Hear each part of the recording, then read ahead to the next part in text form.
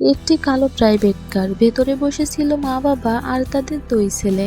উদ্দেশ্য ছিল গ্রামে ফেরা, কিন্তু ভাগ্যের নির্মম পরিহাস, তাদের আর ঘরে ফেরা হলো না। শুক্রবার দুপুর 12:15টার দিকে ঢাকা চট্টগ্রাম মহাসড়কের কুমিল্লা সদর দক্ষিণ উপজেলার পদুয়ার বাজার এলাকায় ঘটে যায় ভয়াবহ সেই দুর্ঘটনা। দূর থেকে ছুটে আসা একটি লরি মুহূর্তেই সবকিছু ছিন্ন ভিন্ন করে দেয়। প্রথমে প্রাইভেট কারের পেছনে আঘাত করে সেটিকে টেনে নিয়ে যায় লরির তলায়। এক মুহূর্তে ধাতব দানবের নিচে চাপা পড়ে শেষ হয়ে যায় এক সুখী পরিবারের স্বপ্ন। জানা যায় মাস দেড়েক আগে ওমর আলী ঢাকায় গিয়েছিলেন ছেলে মেয়েদের কাছে। বড় ছেলের বাসার ছাদে পড়ে তার উরুতে চোট লাগে।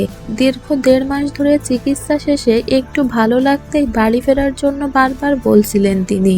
অবশেষে ছেলেদের সঙ্গে গ্রামে ফেরার সিদ্ধান্ত হয়, কিন্তু বাড়ির কাছাকাছি এসেও আর ফেরা হলো না। দুর্ঘটনার পর গাড়ির ভেতরে কোনো প্রাণের চিহ্ন ছিল না। মুহূর্তেই স্তব্ধ হয়ে যায় পুরো এলাকা। পথচারীরা দৌড়ে আসে, কিন্তু তারা দেখলো একটি পরিবারের হাসি, স্বপ্ন, ভালোবাসা সবকিছুই লোহার দানবের নিচে চিরতরে চাপা পড়ে গেছে।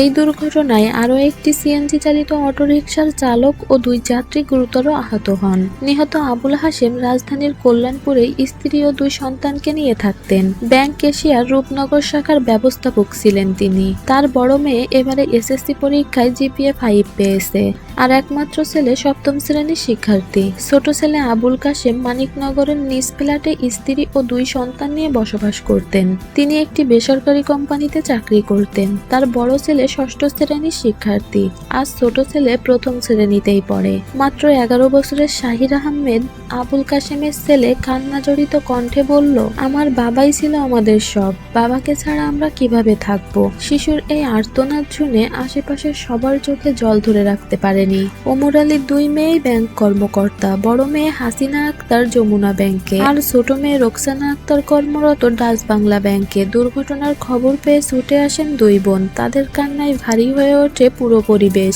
নিহতদের আত্মীয়রা বলছেন, একটি সুখী পরিবার মুহূর্তেই ধ্বংস হয়ে গেল। এসব কিভাবে সইব।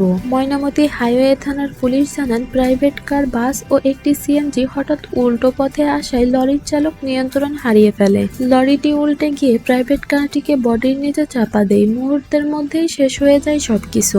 আইনি প্রক্রিয়া শেষে নিহতদের হস্তান্তর করা হয়েছে স্বজনদের কাছে। স্থানীয় এলাকায় নেমে এসেছে গভীর শোকের ছায়া। আজকের এই ঘটনা আমাদের আবারও প্রশ্ন করতে বাধ্য করছে, এই দেশের মানুষের জীবন কি এতই সস্তা? একটি পরিবারের হাসি, স্বপ্ন, ভালোবাসা কি মাত্র কয়েক সেকেন্ডের জন্য লরির চাকার নিচে শেষ হয়ে যাবে?